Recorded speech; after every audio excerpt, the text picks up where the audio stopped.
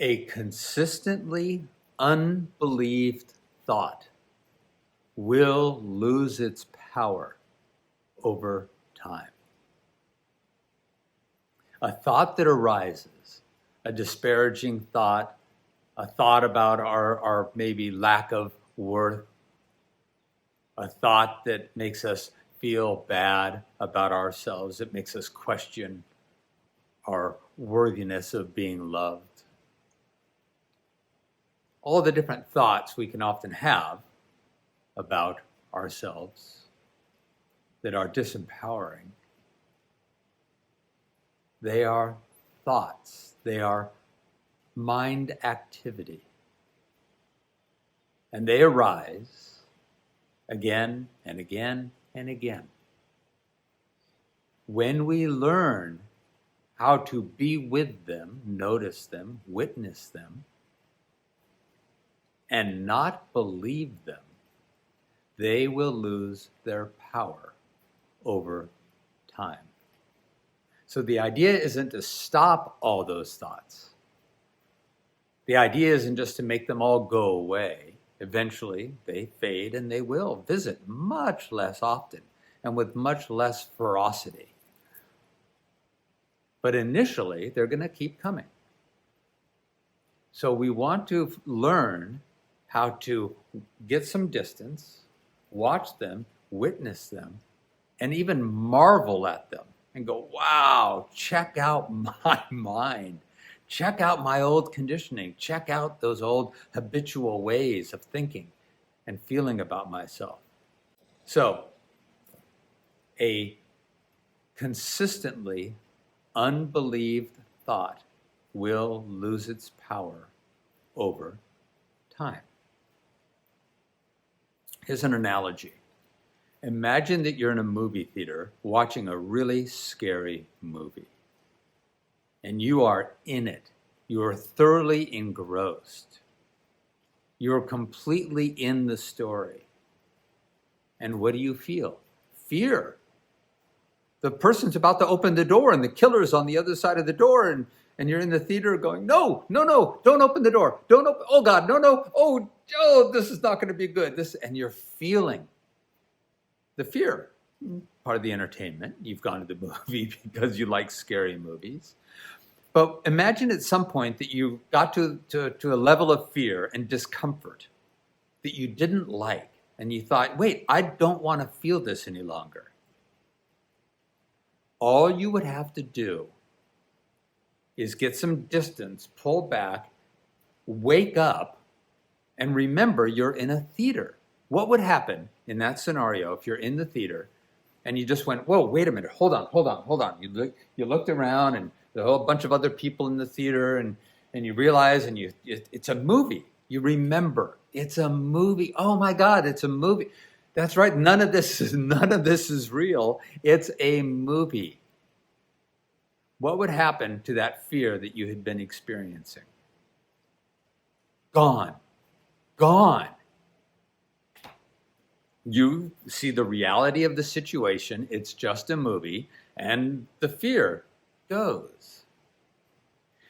In this practice of self-knowing, in this practice of awakening as the divine essential nature of our being, the pure consciousness of being, which is stillness and peace and love. In this journey,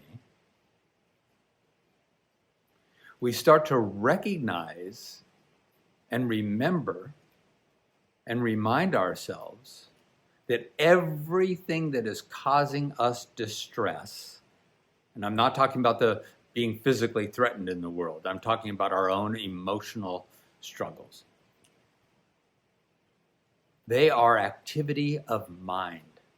They're projections of the mind, beliefs, thoughts, conditioning, programming, what we have learned, what we have laid down in our egoic construct, in our egoic story as truths.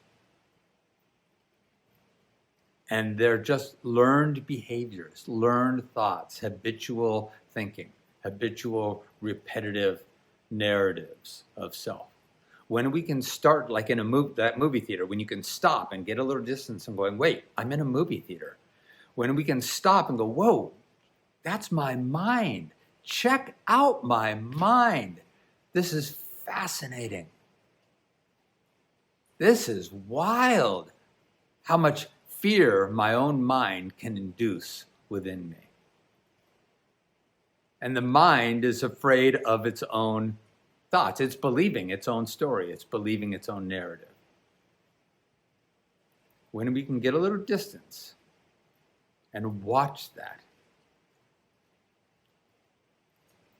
and not get so caught up in it, pulled in by the thought, going down the rabbit hole. When we choose to no longer be hooked, be swayed, be pushed around by activity of mind, we can just start to notice it, feel the feelings that come with it, and notice them too, and watch the entire experience with fascination.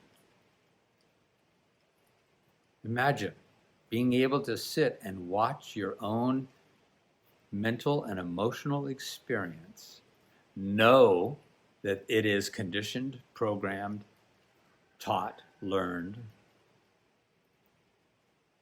and be able to watch it and marvel at it. Literally sit back and go, wow, check out my experience.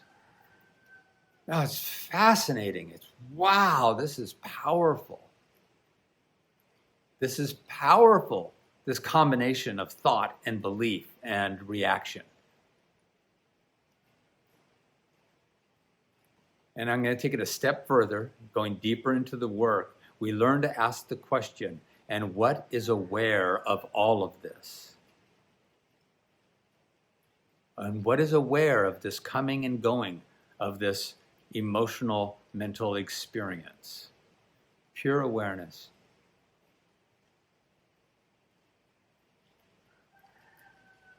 Consciousness.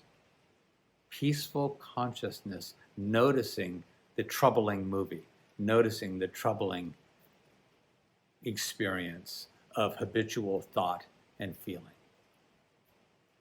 So, I invite you to watch your emotional and mental experiences, recognize their origin, that it's typically activity of mind, conditioned, programmed, taught, and believed.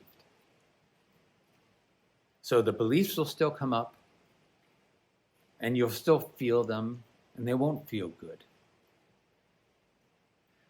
But you can watch that now and recognize, wow, I don't have to believe my own mind. Just because I'm thinking it, just because I'm feeling it, doesn't make it true. If I'm feeling unworthy, if I'm feeling like I'm not lovable, I'm not worthy of love. I'll only be valuable when I'm successful, when I'm doing all the right things, when I match myself with how I compare myself with everyone else, when I hit a certain level of success or accomplishment, then I'll be worthy. And we notice these thoughts and these that were learned, that were taught to us by society, by parents, by school, by media. And we can watch our own beliefs and not to believe your own beliefs. Not to believe your own thoughts just because they are present. And a consistently unbelieved thought will lose its power over time. It won't get any traction. It won't get any argument. It won't get any debate. It'll just be watched and noticed, and then it moves. It moves through and dissipates. So I'll leave you with this, remembering that analogy. It's like being in the movie theater and being really, really, really scared by the movie. that if you want to stop feeling that level of fear, you simply remember you're in a movie theater and that it's just a movie and it's actually not real. Your thoughts aren't necessarily delivering to you reality of an unworthiness. They're just delivering to you thoughts of unworthiness, habituated, conditioned, programmed thoughts. And as soon as you start to see them for what they are, you can start to marvel at them and go, wow, my movie of unworthiness is powerful, but it's just a movie. It's just a projection. It's just conditioned, programmed, habitual thinking. And I'm no longer going to believe my own thoughts simply because they're present. If you'd like help with this, with these types of explorations and finding your deep inner peace and your deep stillness, your true essential grace of being, then in the description below, there is a link to my course, Living Beyond the Noise. It is a comprehensive, step-by-step, beautiful course that will help put you on a solid path to knowing your most divine truth of being. All right, blessings, my friends. Be well.